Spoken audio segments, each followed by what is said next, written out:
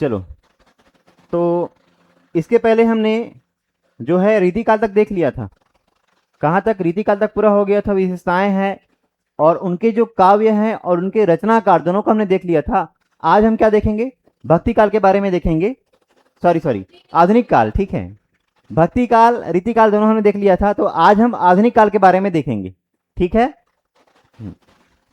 चलो, तो आधुनिक काल,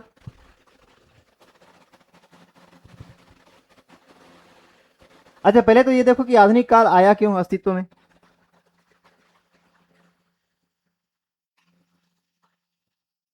तो देखो, 1843 तक क्या था? क्या था? रीतिकाल था।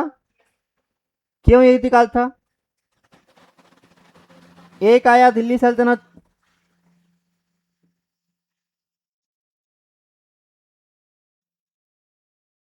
और एक आया मुगल।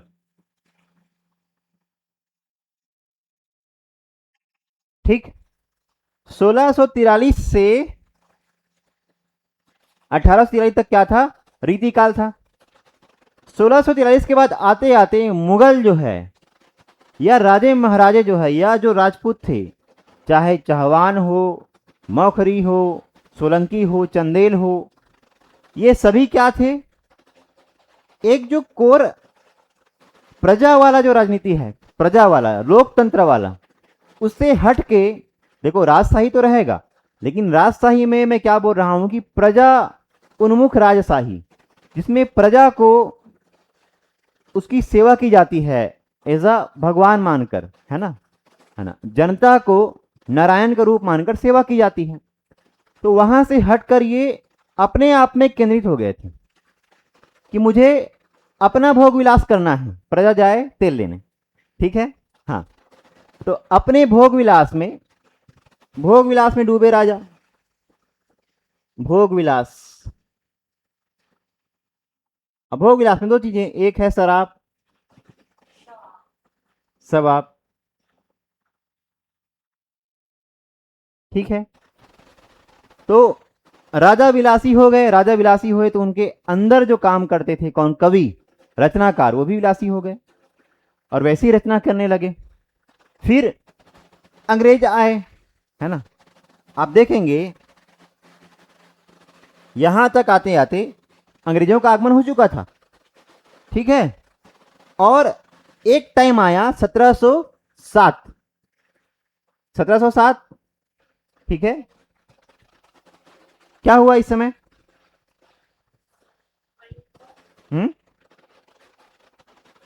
1707 में औरंगजेब की क्या हुई? मृत्यु हुई।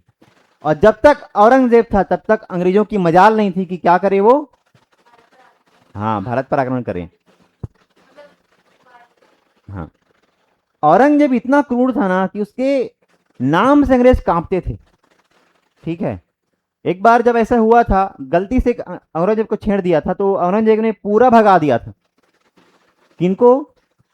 अंग्रेजों को। हाँ, मुगल कालीन तब, ठीक तो बोल रहा हूं। तो बाबर के बाद हुमायूं, हुमायूं के बाद अकबर, अकबर के बाद जहांगीर, जहांगीर के बाद शाहजहां, शाहजहां का पहला बेटा दारा सिकोह, जिसको उन्होंने क्या बनाया था? राजा। उनको मार के कौन बना राजा? औरंगजेब। शाहजहां का एक और बेटा औरंगजेब, और दारा सिकोह और औरंगजेब भाई थे, ठीक है। तो औरंगजेब ने अपने लगभग सभी भाइयों को मारकर क्या बने? राजा बने, ठीक है। और वो अंतिम मुगल साम्राज्य का अंतिम पावरफुल शासक था। उसके बाद जितने भी आए सब नल्ले, ठीक है, एक नंबर के नल्ले, ठीक है, कोई दम नहीं था, ठीक है। औरंगजेब जब तक था तब तक भारत क्या था? एक छत्र राज था भारत में। और इसलिए अंग्रेज आ चुके थे। कब आए थे? 1605 में। 1605 में अंग्रेज कदम रख चुके थे, ठीक है, एज अ कंपनी के रूप में, ठीक है। कंपनी बनी 1605 और आगमन हुआ 1608। और इनका अंग्रेजों का जो पहला 1608 में अंग्रेज भारत आए पूर्ण रूप से एज अ कंपनी के रूप में। 1605 में कंपनी बन गई थी 1608 में भारत आए और 1611 में अपना क्या बनाए, फैक्ट्री। फैक्ट्री मतलब कोठी, मतलब स्टोरेज। स्टोरेज समझती हैं, सामान को रखने की जगह, उसको बोलते हैं फैक्ट्री। फिर यहां से कॉलोनी बनना शुरू हुआ अंग्रेजों का, ठीक। फिर भाई तुम भी आओ, भाई तुम भी आओ, ऐसा करते करते पूरे भारत ही आ गए, अंग्रेज ही आ गए, ठीक है।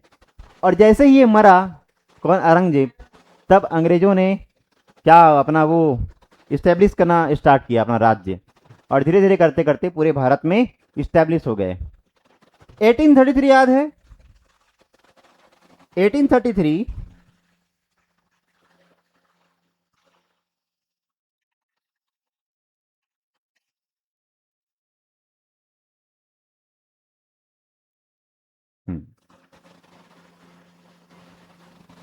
1833, इस टाइम को याद रखना। कौन, विलियम बेंटिक। विलियम बेंटिक कौन था जी? ये भारत का पहला governor general, first governor general of India, ठीक। तो 1833 वो डेट है जहां तक पूरा भारत किसके कब्जे में आ गया था, अंग्रेजों के कब्जे में आ चुका था, ठीक है, यहां तक। और हम कब बात कर रहे हैं, 1843 तक क्या था, रीतिकाल था। हाँ, तो जब अंग्रेजों का अत्याचार बिल्कुल अति हो गया, तब क्रांति हुई, 1857 की क्रांति।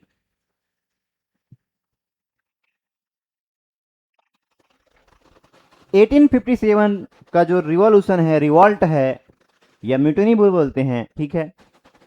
सिपाही विद्रोह है तो म्यूटनी बोलते हैं, कई लोग क्रांतिकारी आंदोलन बोलते हैं, तो रिवॉल्ट बोल देते हैं, ठीक है। तो ये जो रिवॉल्ट है 1857 का, ये उस समय बहुत बड़ी क्रांति थी। अंग्रेज मानते हैं कि अगर उस समय जमींदार वर्ग साथ नहीं दिए होते, जमींदार वर्ग किसका साथ दिए थे, अंग्रेजों का, ना कि भारत का, ठीक है। और जमींदार वर्ग ही है जो सिंधिया थे, बड़े बड़े राजे महाराजे थे, उन्होंने अंग्रेजों को साथ दिया। अगर वो भारत के लोगों का साथ देते, आम साधारण जनता का साथ देते, तो हम लोग उसी समय आज़ाद हो जाते, ठीक है। तो ये जो डेट है, इस समय तक भारत में क्रांति की लहर शुरू हो गई थी, ठीक है।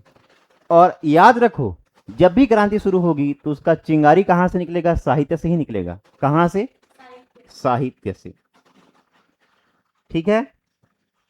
अब उस समय इंस्टाग्राम तो नहीं था भाई कि इंस्टाग्राम में डाले आओ जब भी प्रोटेस्ट करेंगे, व्हाट्सएप में डाले, ठीक है भाई कल मिलते हैं ऐसा करके, ठीक है, जितने हैं बंदे लोग को लेके आना, चाकू तलवार छुरी पेन पकड़ के, जो भी जहां जहां से कहेगा वहीं से मारेंगे ऐसा करके, ठीक है। तो उस समय केवल क्या था, साहित्य था। तो साहित्य को हथियार बनाए बहुत लोगों ने, ठीक है।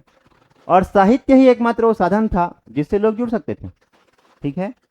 हाँ, वही कबूतर जा जा वाला, ठीक है, लिख के बांध दिए जा, अब गलत जगह चला गया तो फिर, मतलब कबूतर का इंटेलिजेंस है, सोचो कि मैं जब पत्र ले जा रहा हूँ सही जगह को ले जाऊं, नहीं तो गलत जगह लेके चला गया तो जा जा हो जाएगा फिर, ठीक है। तो साहित्य और पत्रकारिता ये ऐसे साधन थे जिनसे क्रांति का प्रचार प्रसार हुआ।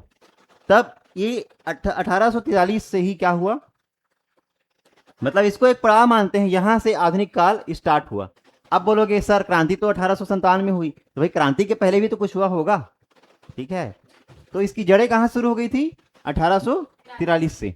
और यहां से आधुनिक काल मानते हैं क्योंकि यहां से साहित्य का रूप बदला। अब जो साहित्य क्या था पहले,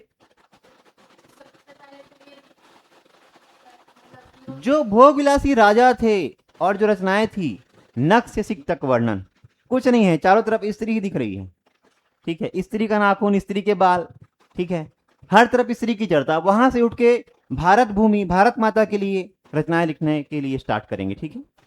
हाँ, मतलब कुछ नया आयाम जुड़ेगा, तो काल भी कुछ नया होगा। तो आधुनिक काल, आधुनिक काल या गद्य काल। पहले सिर्फ क्या थी, पहले काव्य ज्यादा था, अब क्या होगा, गद्य ज्यादा होगा। हाँ, क्योंकि जहां पे वर्णन करेंगे अब औरत को क्या बताएंगे, गद्य में तो नहीं बोलेंगे कि औरत की दो आंखें हैं ऐसा करके, बल्कि औरत की नयन कमल सा है, ऐसा कुछ काव्य बनाएंगे ना। लेकिन अब जब क्रांति वाला होगा तो क्या बनेगा, पद्य, गद्य बनेगा। ठीक है, तो गद्य का रचना होगा अब, इसलिए इसको बोलेंगे गद्य काल। तो पहले पद्य अधिक थे, इसलिए वो काव्य काल था, पद्य काल था। अभी गद्य अधिक है, गद्य मतलब पैराग्राफ वाला, तो अब ये होगा। ठीक है, यहां तक समझ में आ गया होगा। हाँ, देखो क्या बोलते हैं, हिंदी साहित्य के इतिहास में आधुनिक काल का महत्व सर्वोपरि है। क्यों महत्वपूर्ण है, क्योंकि ये जो है पूर्वार्ध मतलब बोले हैं, हाँ, पहले और आधा। जैसे 100 है तो 100 का पूर्वार्ध क्या होगा पता है, 1 से 50 तक। उत्तरार्ध मतलब क्या होगा, 50 से 100 तक। यहां तक समझ में आया। पूर्वार्ध मतलब उसके पहले आधा वाला भाग, उत्तरार्ध मतलब उसके बाद का आधा वाला भाग। ठीक है, वो टाइम ड्यूरेशन जितना दिया गया है। तो इसके काल के पूर्वार्ध में खड़ी बोली हिंदी, जो हिंदी का परिष्कृत रूप था।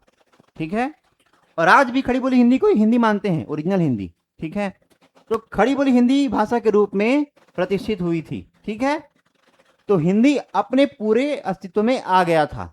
ठीक है, और 14 सितंबर 1949 को आज़ादी के बाद हिंदी को क्या संवैधानिक तरीके से राजभाषा का दर्जा मिला। ठीक है, हिंदी हमारी प्रारंभिक राजभाषा है। उसके बाद सेकंड नंबर पे कौन है, अंग्रेजी, इंग्लिश। ठीक है, देखो वही है जो बताया था, राजभक्ति, देशभक्ति, राष्ट्रव्यापी पराधीनता। पराधीनता मतलब क्या होता है, गुलामी।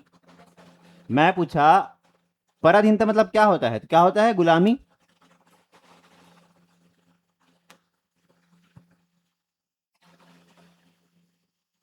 यहां पे देखो, भारत में अंग्रेजी शिक्षा का आरंभ हुआ, आगमन हुआ, आरंभ हुआ, और उसी माध्यम से देश में पश्चिमी देशों के नवीन विचारों ने चेतना फैलाई। अब क्या हुआ, अंग्रेजों ने क्या बनाए, नए उद्योग, रेल बनाए, डाक बनाए, कार बनाए, मुद्रण कला बनाए। अब अंग्रेजों ने एक बात मानी थी कि हमारे द्वारा बनाई गई चीजें ही हमें नुकसान करी, यानी अंग्रेजों के हार, अंग्रेजों के पराजय और अंग्रेजों के बहिष्कार में उनकी ही बनाई चीजें उपयोग में लाई गई। जैसे डाक तार कौन बनाया था, डाक और तार किसने बनाया था, अंग्रेजों ने बनाया था। रेल लाइनें किसने बनाई थी, अंग्रेजों ने बनाई थी। तो बचपन में पढ़े हैं हम लोग। ठीक है, डलहौजी पढ़े हो, डलहौजी, हाँ, डलहौजी ने सबसे ज्यादा काम किया इस संदर्भ में। पीडब्ल्यूडी, लोक निर्माण विभाग, पब्लिक वर्क्स डिपार्टमेंट, ये डलहौजी ने बहुत काम किया इस पे। शुरुआत हुआ था कैनिंग से। ठीक है, तो डाक तार हुआ, अंग्रेजों ने किया था लेकिन भारतीयों ने इसको अपने लिए यूज किया। और उस समय क्या हुआ था कि पहले क्या था, पहले बहुत कम लोग विदेश जाते थे पढ़ने के लिए। उसके बाद महात्मा गांधी, विवेकानंद, ये सब लोग कहाँ गए, बाहर गए। बाहर गए तो वहां से पढ़े, वहां से मुद्रण कला, टाइपिंग, सब कुछ मतलब वो सीख गए ना कि कैसे होता है, कैसे किताबें छपती हैं। और पत्रकारिता साहित्य उनके माध्यम बना अपनी भावनाओं को दूसरों तक पहुंचाने का। ठीक है, तो पाश्चात्य जगत का प्रभाव क्या पड़ा, हिंदी साहित्य पर भी पड़ा। ठीक, पुनर्जागरण का युग आया और देश में नूतन वैचारिक जागृति आई। क्यों, क्योंकि ये सब जो बनाए थे इन्हीं का उपयोग करके लोग बाहर गए, और जब बाहर गए तो उन्होंने जाना कि आज़ादी भी कोई चीज़ होती है, और बाहर का तौर तरीका अलग था। ठीक है, तभी तो जो क्रांतिकारी आंदोलन थे बढ़े। महात्मा गांधी अफ्रीका गए थे, वहां से लड़के आए, तभी तो यहाँ लड़ाई लड़े क्या। ठीक है, हाँ,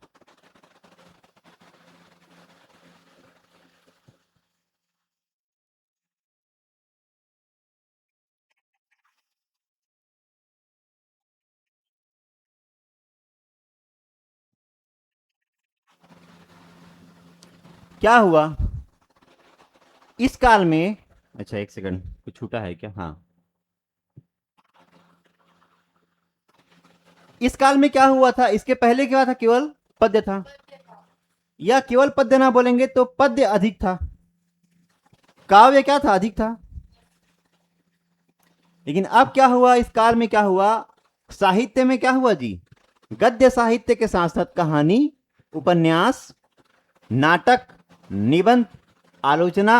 आलोचना किसकी, अंग्रेजी सरकार की, अंग्रेजी हुकूमत की आलोचना, ये प्रारंभ हुआ। इसलिए क्या कहते हैं, इसको गद्य काल कहते हैं। ठीक है। हिंदी साहित्य के विभिन्न कालखंडों का निर्धारण आचार्य रामचंद्र शुक्ल और हजारी प्रसाद द्विवेदी आदि विद्वानों ने किया। मैं पहले पढ़ा चुका हूं। काव्य के प्रवृत्ति के आधार पर किया है, क्योंकि आदिकाल भक्ति का रीतिकाल में हिंदी में गद्य साहित्य का क्या था, अभाव था, और वहीं काव्य को आधार मानकर पहले लिखे गए। लेकिन अब क्या हुआ, ये जो है गद्य काल हुआ और प्रॉपर गद्य में रचनाएं हुई। ठीक है। और उसी को आधार बनाते हुए आधुनिक काल को 3 कालों में विभक्त किया है। पहले जो काल था, हिंदी साहित्य के इतिहास के काल को 4 भागों में बांटा गया। पहले कौन सा, आदिकाल या वीरगाथा काल। दूसरा कौन सा, भक्ति काल या पूर्व मध्य काल। ठीक है। तीसरा कौन सा, रीति काल या उत्तर मध्य काल। चौथा कौन सा, गद्य काल या आधुनिक काल। ठीक है। अब आधुनिक काल को भी कितने भागों में, 3 भागों में विभाजित किया गया है। ठीक है। कौन कौन सा, हाँ, भारतेंदु हरिश्चंद्र के नाम पे भारतेंदु युग नाम रखा गया। उसके बाद द्विवेदी युग, हजारी प्रसाद द्विवेदी। उसके बाद छायावाद युग, जो 4 स्तंभ थे, प्रसाद, पंत, वर्मा और निराला। ठीक है। जयशंकर प्रसाद, महादेवी वर्मा, सूर्यकांत त्रिपाठी निराला और सुमित्रानंदन पंत। इन चारों के आधार पे कौन सा युग हुआ, छायावादी युग हुआ। ठीक है। तो भारतेंदु युग, द्विवेदी युग और छायावादी युग। 1850 से 1900 तक भारतेंदु युग, 1918 तक द्विवेदी युग और 1918 से 36 तक छायावादी युग। ठीक है।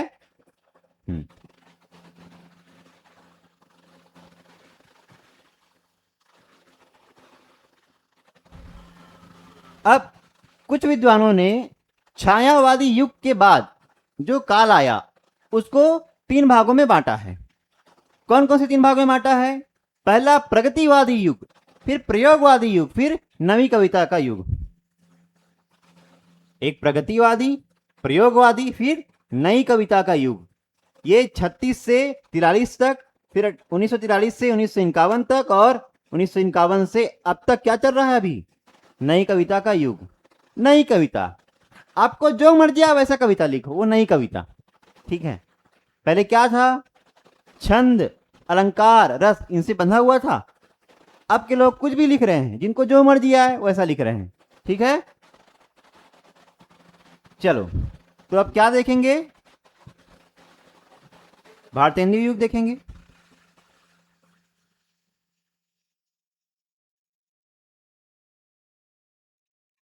भारतेंदु युग देखो, 1850 से 1900 तक। हिंदी साहित्य के इतिहास में 1850 ईस्वी से 1900 ईस्वी तक के कालखंड को भारतेंदु युग कहा जाता है। इसका नामकरण भारतेंदु हरिश्चंद्र के नाम पे लिखा गया है। किसको, भारतेंदु युग को, क्योंकि ये पहले कवि माने जाते हैं। भारतेंदु युग, भारतेंदु हरिश्चंद्र को। हम सुने थे हरिश्चंद्र का नाटक, राजा हरिश्चंद्र है क्या है, ऐसे करके। तो एक हरिश्चंद्र राजा हुए थे और एक कवि हुए थे, भारतेंदु हरिश्चंद्र। ठीक है। क्योंकि वो अंधेर नगरी चौपट राजा, हाँ, तो इन्हीं की रचना है जो सुनते हैं ना, अंधेर नगरी चौपट राजा, टके शेर भाजी टके शेर खाजा। तो वो इन्हीं की रचना है, अंधेर नगरी चौपट राजा। ठीक है। इनको याद नहीं होगा, लेकिन ये रचनाएं हमको याद हैं क्योंकि इतनी प्रचारित हुई उस समय।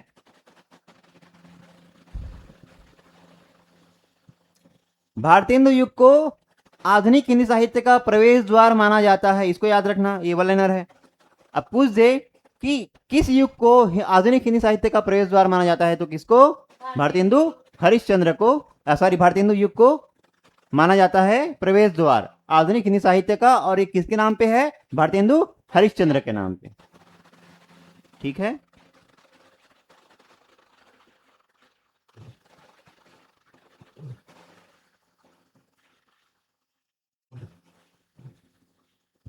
अब देखो यहाँ, अच्छा ये तो डबल पार्ट में है तो मैं इसको थोड़ा बड़ा कर सकता हूँ।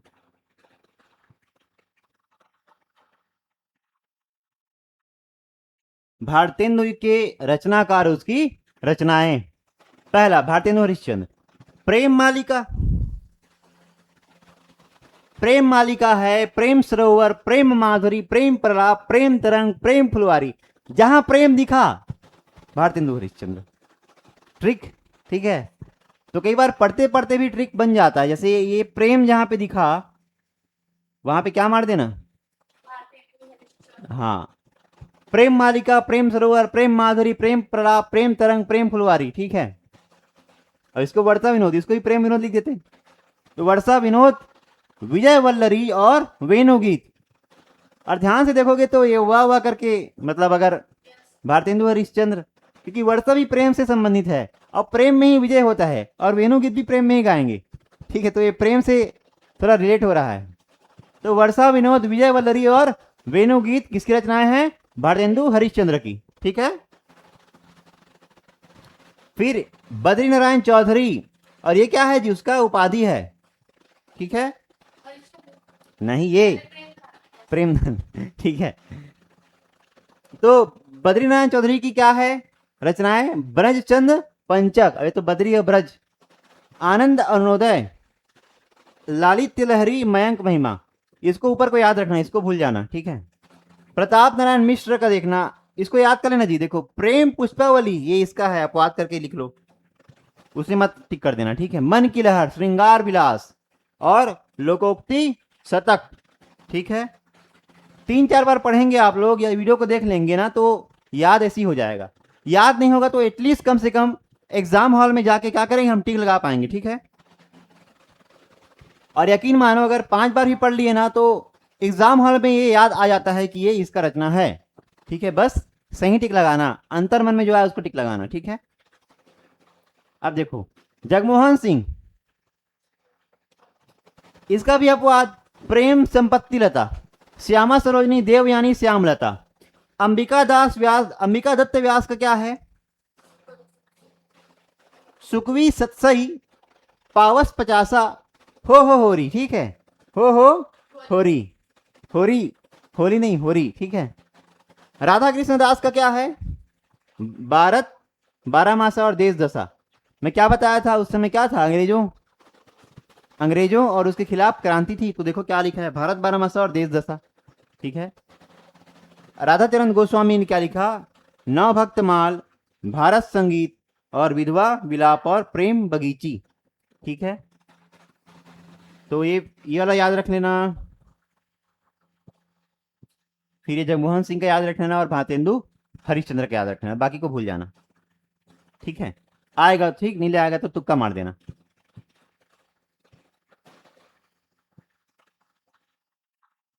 देखो एमसीक्यू में एक बेनिफिट क्या रहता है कि एमसीक्यू में आपको पूरा याद नहीं करना रहता है। जैसे 4 ऑप्शन दिए, ए बी सी डी, ये क्वेश्चन दिया, तो हमको आंसर नहीं पता है, लेकिन हम तो ये पता है ना कि ये नहीं होगा, ये नहीं होगा, ये नहीं होगा, तो ये होगा, सिंपल। जैसे आप 3-4 रटे हो, सबको नहीं रटे। अब उन 3-4 में ऑप्शन में दिया है पूरा, एक को आप नहीं जानते, लेकिन तीनों को जानते हो दूसरे का है करके, तो वही आंसर होगा चौथा वाला। तो इलिमिनेशन मेथड से, मतलब उसको इलिमिनेट करके आप उसको आंसर ला सकते हो, ठीक है, 4 ऑप्शन में से।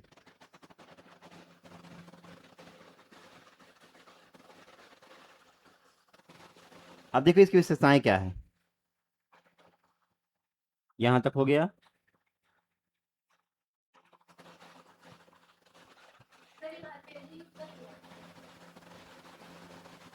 भारतेंदु युग का ही उसकी विशेषताएं हैं, हर युग का एक अलग विशेषता, ठीक है। जैसे देखो, एक तो मैं शुरू में बता दिया था कि रीतिकाल में क्या था जी, ब्रज भाषा। भक्तिमान में क्या था, अवधि था। ब्रज भाषा था लेकिन अवधि भाषा भी था। और रीतिकाल तक आते आते क्या था, ब्रज भाषा। अब आधुनिक काल में क्या था, खड़ी बोली हिंदी, क्या, खड़ी बोली हिंदी, ठीक। तो भाषाएं बदल रही हैं। वीरगाथा काल में क्या पढ़े थे? डिंगल पिंगल भाषा। ठीक। अब यहां पे देखो विशेषताएं में, इस युग के कवि ने देश प्रेम की भावना को रचनाओं में क्या किया जी? जनमानस तक फैलाया। रचनाओं के माध्यम से जनमानस तक फैलाया। किसको फैलाया? हाँ, देश प्रेम की जो चेतना है, भावना है, उसको जनमानस तक फैलाया। किसके माध्यम से? रचनाओं के माध्यम से।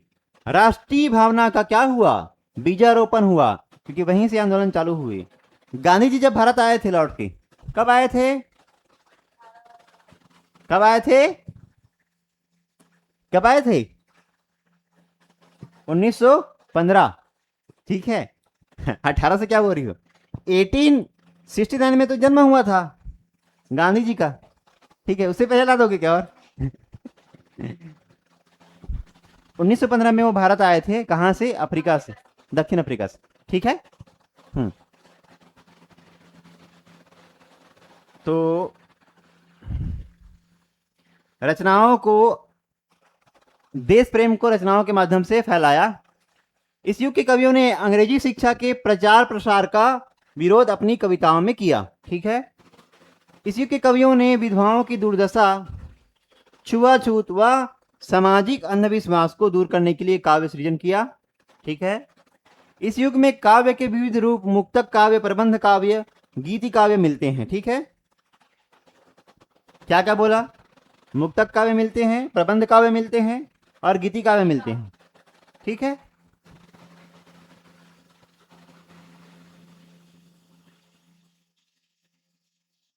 उसके बाद इस युग के कवियों ने अपनी रचनाओं में मुहावरों और लोकोक्तियों का प्रयोग किया। पहले नहीं था, अब होने लगा। ठीक है। इस युग की कविताओं में अनुप्रास, उपमा, उत्प्रेक्षा, यमक, श्लेष आदि अलंकारों का सहज प्रयोग हुआ। भारतेंदु युग के कवियों की अधिकतर रचनाएं किसमें? ब्रजभाषा में हैं। अब धीरे धीरे ये क्या होगा? खड़ी बोली हिंदी। ठीक है।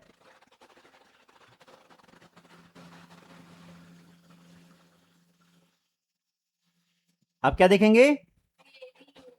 पहले क्या देखे?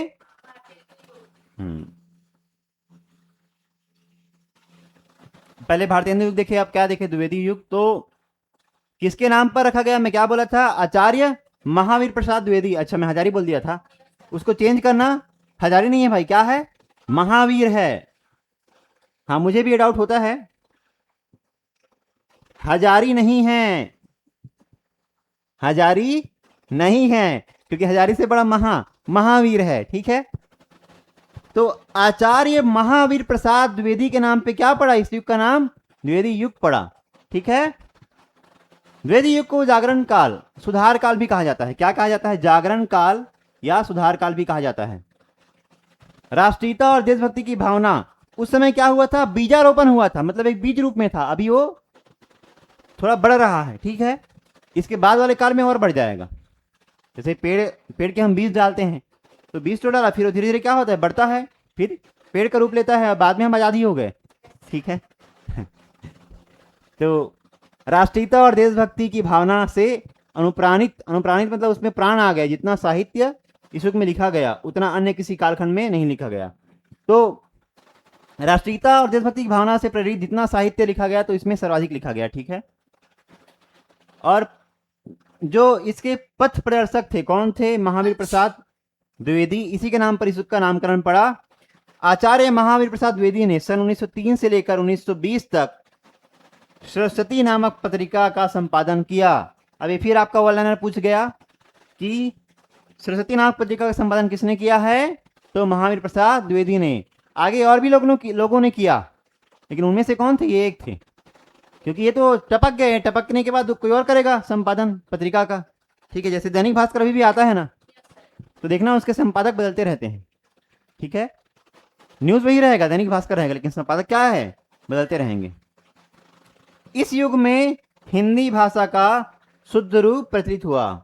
इसके पहले क्या था? खड़ी बोली हिंदी।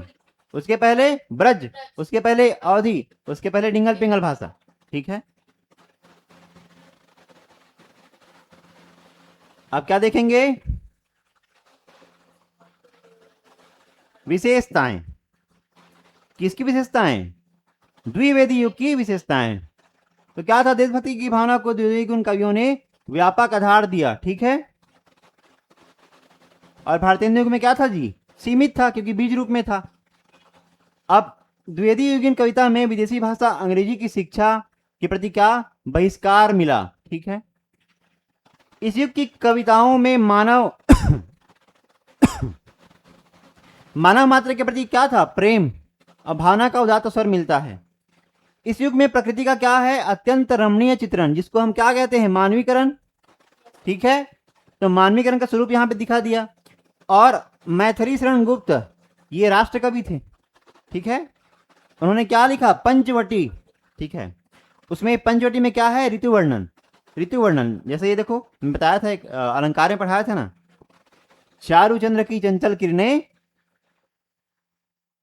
खेल रही थी जलथल में, पढ़ाया था ना।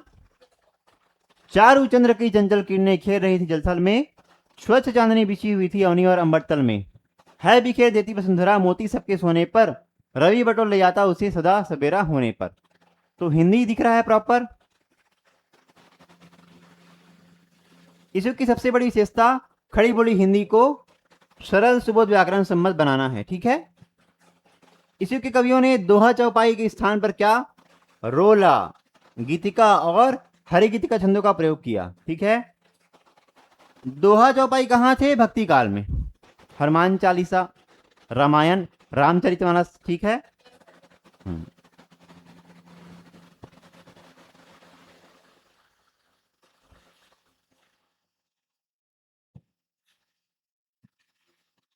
विशेषताएं होगी, आप क्या देखेंगे, रचना और रचनाकार, ठीक है।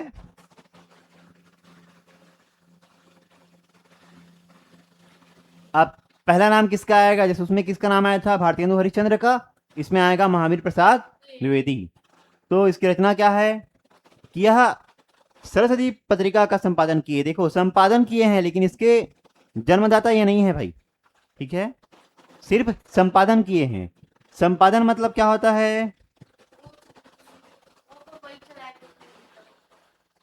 संपादक को क्या बोलते हैं जी, संपादक को आई थिंक ये बोलते हैं, एडिटर बोलते हैं क्या, याद नहीं है, चलो ठीक है, एडिटर, संपादक, ठीक है। तो ये संपादन किया इन्होंने, ठीक है। काव्य मंजूषा, इसकी रचनाएं देखो, काव्य मंजूषा, और क्या है, सुमन, देवी श्री शतक, विनय शतक, भर्तृहरि। अब भर्तृहरि का क्या किए, ट्रांसलेशन किए संस्कृत से हिंदी में। विहार वाटिका, ऋतु तरंगनी, गंगा लहरी, ये सब क्या है, गंगा लहरी भी क्या है, ट्रांसलेशन है। कान्यकुब्ज और अबला विलाप। अबला किसको बोलते हैं पता है, लेकिन अभी वो अबला है क्या, नहीं है। तो नारी को अबला नहीं बोलना, ठीक है आपसे, ठीक है। पहले बोलते थे। चलो अब देखो, मैथिली शरण गुप्त राष्ट्र कवि हैं, ये देखो ये लिख भी दिया है, राष्ट्र कवि के रूप में जाना जाता है किसको, मैथिली शरण गुप्त। भारत भारती, इसको एकदम याद कर लेना, रट लेना, भारत भारती, शकुंतला, यशोधरा, जयत्रथवत, पंचवटी, साकेत, विष्णुप्रिया, रंग में भंग, किसान, जय भारत, द्वापर, ये सब किसकी रचनाएं हैं, हाँ। अब अयोध्या सिंह उपाध्याय हरिओद, ये भी इंपॉर्टेंट है, हरिओद, ठीक, हाँ। प्री प्रवास इंपॉर्टेंट है जी, प्री प्रवास और वैदेही वनवास इंपॉर्टेंट है ये दोनों, ठीक है। प्री प्रवास और वैदेही वनवास, वैदेही किसको बोलते हैं पता है, हाँ सीता मैया को, ठीक है, सीता देवी, ठीक है। अब गंगा प्रसाद शुक्ल स्नेही, इसका उपाधि क्या था, स्नेही, इसका हरिऔध। मेरा एक दोस्त है, वो रचनाएं लिखता है, क्या लिखा है बताऊं, बाबा के खुमरी, बाबा के, हाँ, उसका बुक अभी भी मिलता है फ्लिपकार्ट में, बाबा के खुमरी, हाँ, और अभी वो हैं महिला एवं बाल विकास परियोजना अधिकारी हैं। कहाँ? कोंडागांव पोस्टिंग है। और वो क्या लिखते हैं? मनीष कुमार कस्तूरी। मनीष कुमार कस्तूरी, ठीक। तो ये कस्तूरी वो उपाधि लिए हैं अपने, ठीक है, तो कस्तूरी लिखते हैं, ठीक है। हाँ,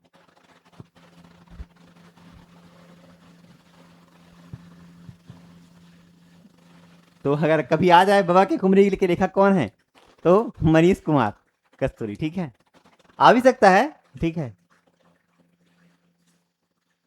अच्छा है, पतला सा बुक है, कभी समय मिले तो पढ़ना। गंगा प्रसाद शुक्ल, त्रिशूल तरंग प्रेम पचीसी। हाँ हाँ, गया प्रसाद शुक्ल, ठीक है। त्रिशूल तरंग प्रेम पचीसी और राष्ट्रीय वीणा, गया प्रसाद शुक्ल, ठीक है। चलो अभी भर भर के है, ठीक है। इस पर उतना इंपॉर्टेंट नहीं है।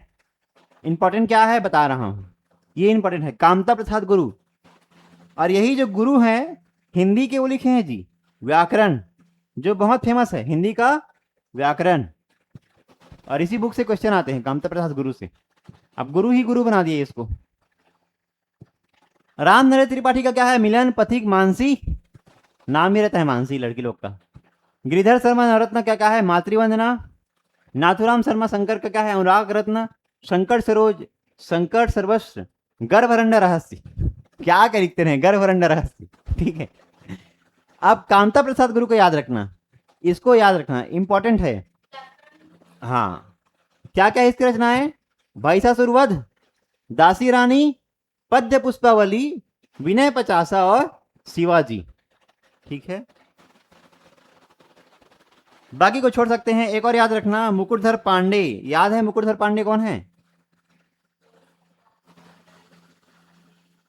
ये कहाँ के हैं पता है?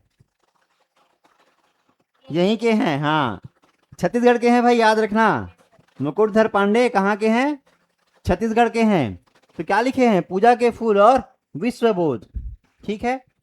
ये एकदम इंपॉर्टेंट है, पेशी हो या व्यापम हो, पूछता है। द्वितीय युग के प्रमुख मुक्तकारों में इन्हें क्या कहता था? छायावाद का क्या माना जाता है? प्रवर्तक माना जाता है। छायावाद शब्द इन्होंने दिया है, ऐसा माना जाता है। कौन? मुकुटधर पांडे। सीजी के हैं ना, स्थानीय है यहाँ के। इनको पद्मश्री मिल चुका है भाई। क्या मिल चुका है? पद्मश्री। कहाँ से मिला? सीजी से। कहाँ मिलेगा? राष्ट्रपति देते हैं, ठीक है। लेकिन इनका नॉमिनेशन कहाँ से हुआ है? सीजी से, इसी राज्य से हुआ है, ठीक है। आगे बढ़ते हैं अब। छायावाद युग, ठीक है। चलो यहीं तक रखते हैं। छायावादी युग को हम एक नेक्स्ट लेक्चर में करेंगे, ठीक है। चलो, थैंक यू।